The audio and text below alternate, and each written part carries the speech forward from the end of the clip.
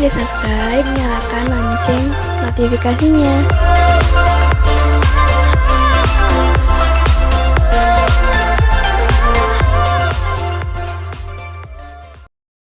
Sampai meninggal Vanessa dan beserta suaminya, melihatnya gimana sih? Karena kan diduga kan katanya kan supirnya juga mengantuk. Gimana nih melihat kelalaian drivernya seperti mengantuk? Oke, saya buka dulu. Kelalaian, kalau bahasa hukumnya adalah culpa atau kulpa.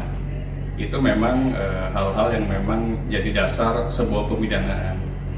Untuk kasus ini, kalau memang ternyata kelalaiannya karena supir atau kecerobohan, ada hal-hal lain yang mengakibatkan ada orang yang meninggal, itu sebenarnya sudah masuk tindak pidana. Terlepas apapun info yang masuk di media kan kecepatannya terlalu tinggi. Namanya mobil yang cepat itu kan pasti akan goyang kalau terlalu tinggi. Kemudian tidak stabil. Kemudian ada dugaan lagi mungkin misalnya katakanlah apakah kita juga harus tidak cek lagi dari kepolisian ya apakah memakai seatbelt atau enggak. Kemudian airbagnya apakah keluar atau tidak. Pada saat hantaman tinggi kan semestinya airbag adalah keluar supaya apa? Bisa menahan seseorang tidak jatuh ke depan, tidak lompat ke kaca atau keluar dari sampingnya atau dari depannya karena ditahan oleh sebuah airbag. Itu udara semuanya dan kuat. Nah itu adalah tupoksi dari kepolisian dalam hal ini Polda Jawa Timur untuk melihat terkait dengan ada dugaan tidak malfunction dari sebuah mesinnya atau memang kealpaan dari drivernya. Kalau kealpaan jelas-jelas berarti itu salah. Terlepas namanya kealpaan itu tidak disengaja tapi ada yang meninggal. Nah di pasal 359 KUHP itu masuk di situ. Barang siapa yang kealpaannya atau kesengajaannya membuat orang lain meninggal akan diancam hukuman selama 5 tahun. Oke. Berarti ancamannya 5 tahun ya Bang? Ancaman 5 tahun. Oke. Itu di pasal berapa mungkin boleh dijelasin ya Bang? Jadi pasal yang masuk ke sana adalah pasal 359 Kitab Undang-Undang Hukum Pidana. Yang isinya adalah barang siapa yang dengan sengaja atau kealpaannya menyebabkan orang lain meninggal, maka diancam hukuman 5 tahun pidana. Bang, ini kan nggak cuma supir yang ngantuk juga, tapi dia juga main handphone, ya kan masih bisa update status story gitu di Instagram, istilah katanya sekarang. Gimana Bang ngelihatnya? Lagi nyetir, main HP, seperti apa Bang? Lagi-lagi sebenarnya polisi sudah membuat sebuah rules, sebuah aturan, namanya denda elektronik. Artinya CCTV dipasang di mana-mana. Di Jakarta mungkin lebih banyak lagi. Dengan kejadian ini semoga ada CCTV nih di mana di tol tersebut gitu loh. Dengan adanya CCTV kan bisa merekam orang tersebut kecepatan tinggi, orang tersebut tidak memakai seatbelt, orang tersebut misalnya memakai HP, itu kan ada denda-dendanya sesuai dengan peraturan Perkap dari Kapolri. Nah di situ mestinya dimasukkan, tapi dugaannya kan kemungkinan CCTV belum terpasang, kemungkinan. Jadi polisi lagi mencari membuat sebuah penyelidikan. Ini kenapa sih meninggalnya gitu? Apakah memang mesin, apa memang kesengajaan dari drivernya, atau karena apa? Nah ini yang belum tahu. Kalau memang kesengajaan drivernya berarti drivernya yang bersalah. Atau mesin misalnya malfunction. Kenapa dengan kecepatan tinggi sudah membentur? Kecepatan tinggi tapi kalau nggak membentur, ABS itu tidak keluar.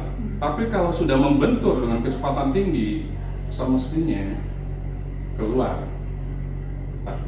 Airbagnya kenapa nggak keluar misalnya? Nah ini tugas polisi. Kami sebagai praktisi hukum, saya Dr. Prima Chandra juga melihat dari sisi hukumnya. Ya memang pasalnya ada. Dan banyak jurisprudensi yang sudah ada sebenarnya. Bukan hanya kasus Vanessa Angel saja. Mungkin kalau kita ngomong ada kasus anaknya Ahmad Dhani misalnya. Kasus Saiful Jamil dan lain-lain. Itu sama. Nggak mungkin sengaja, tidak mungkin lah. Tapi pasal itu ada. Karena kealpaannya membuat orang lain meninggal, ancaman hukumannya 5 tahun. Bang, ini kan juga polisi sudah melakukan penyelidikan dan TKP juga katanya dengan kecepatan 180 meter lebih terus tidak menginjak rem juga, itu gimana Bang menurut Bang Firman?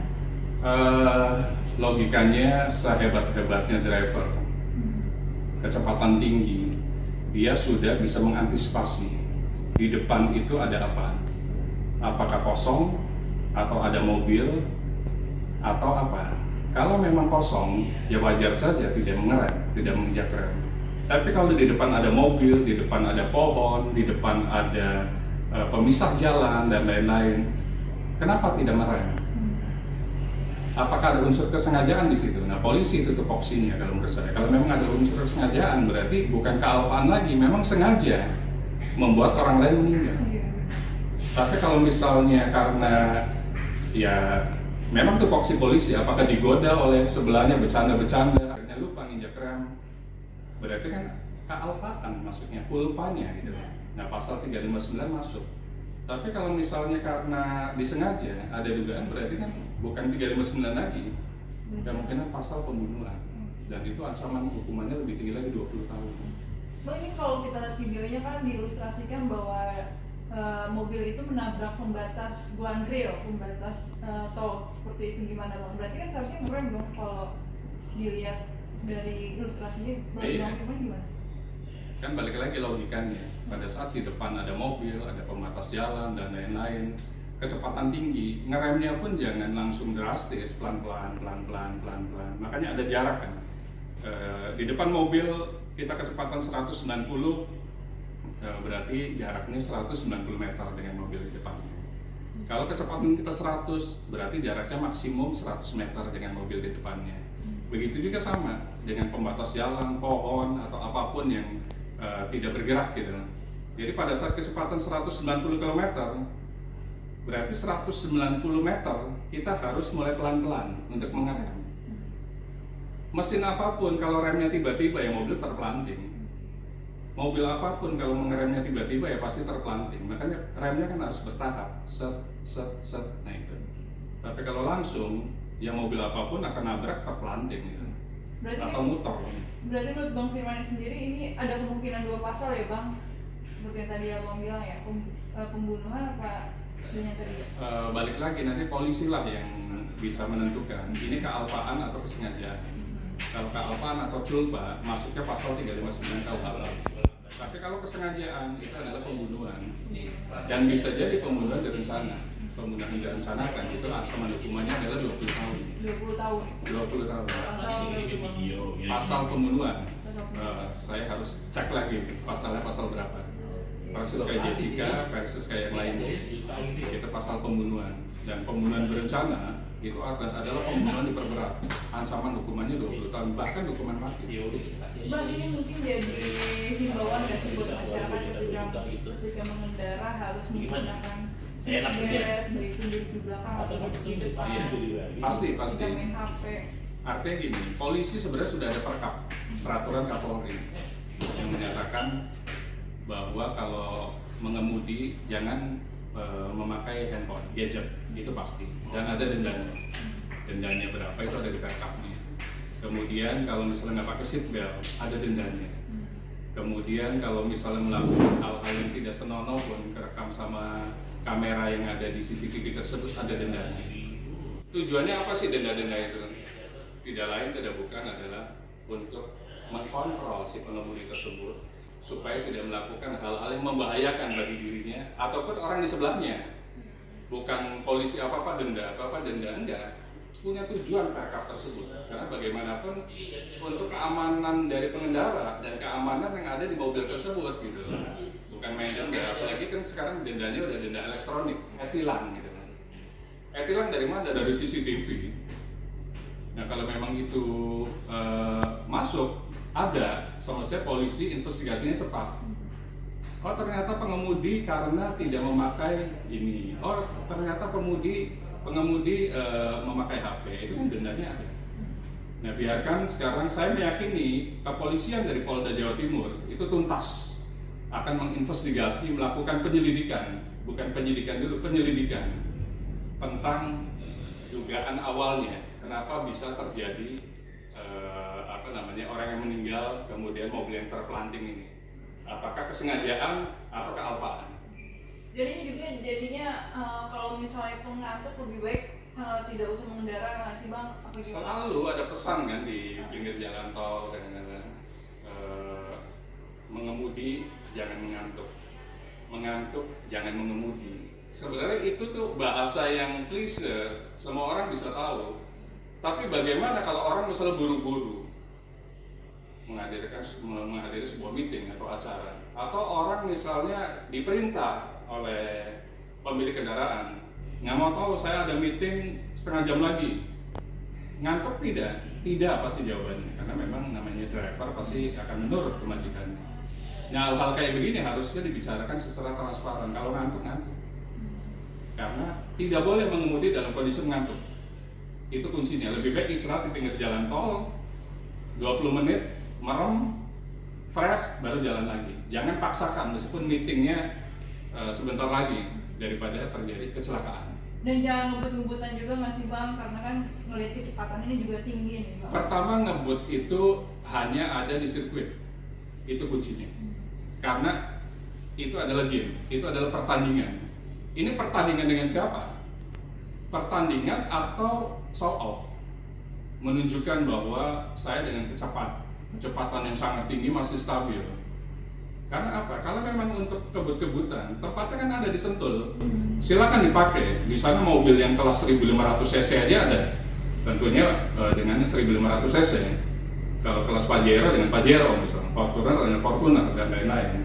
Artinya kalau memang kebut-kebutan bukan di jalan umum bukan untuk kebut-kebutan. Ada orang yang memang keahliannya tidak bisa ngebut, jadi tidak mungkin dia akan ngebut terus-menerus. Kalau ada yang ngebut, itu salah tempat, mestinya tempatnya di sirkuit, contohnya Sentul. Karena kejadian kecelakaan ini sampai meninggalkan 2 orang nyawa, melihatnya seperti apa Bang? Pertama, polisi harus bisa memberikan summary dulu. Ini kesalahannya karena kesalahan atau kesengajaan. Kalau kesalahan berarti memang dari awal tidak ada punya niatan terjadinya orang meninggal dan terjadinya tindak pidana ini. Tapi kalau sudah disengaja, berarti kan bukan kealpaan, tapi sudah masuk kategori pembunuhan supaya orangnya meninggal. Nah, tinggal tupoksi polisi lah yang menentukan. Jadi pasalnya beda. Yang satu ancaman hukumannya 5 tahun, yang satu ancaman hukumannya 20 tahun, bahkan sampai hukuman mati kalau memang pembunuhan berencana. Semoga polisi Polda Jawa Timur cepat bisa menyimpulkan kesalahan ini ada di mana. Kemudian apakah kesalahan atau kesengajaan, itu yang paling penting. Terakhir Bang, mungkin pesan dari Bang Firman selaku praktisi hukum buat masyarakat, buat mengemudi apa nih Bang? Oke, teman-teman netizen, bagaimanapun bilangnya masyarakat. Oh iya, oke. Bukan netizen. Masyarakat, bagaimanapun mobil untuk umum dan mobil untuk balapan itu berbeda, dan tempatnya juga berbeda. Jadi pada saat kita membawa penumpang, jangan seolah-olah kita persis seperti di sirkuit. Yang penting adalah aman dan selamat. Jangan fokus di kecepatan, karena kita ngejar apa? Toh lawan kita nggak ada di situ. Orang lain juga disalip, mungkin bukan lawan kita, karena memang mereka pengen disalip. Jadi gunakan mobil kita sesuai peruntukannya. Kalau membawa penumpang, ya memang di jalan umum. Kalau untuk balapan, upayakan di sirkuit dan nggak ada penumpang. Karena memang tujuan sirkuit adalah untuk mencari kemenangan. Dan kemungkinan besar penumpangnya paling satu, itu pun navigator. Umumnya 1 orang saja dalam memakai mobil balapan itu. Jadi gunakan mobil sesuai peruntukannya dan jangan ngebut, karena ngebut bisa mengakibatkan maut. Gunakan seatbelt mungkin. Gunakan seatbelt, itu paling penting. Dan jangan ngantuk. Nyalakan lonceng notifikasinya.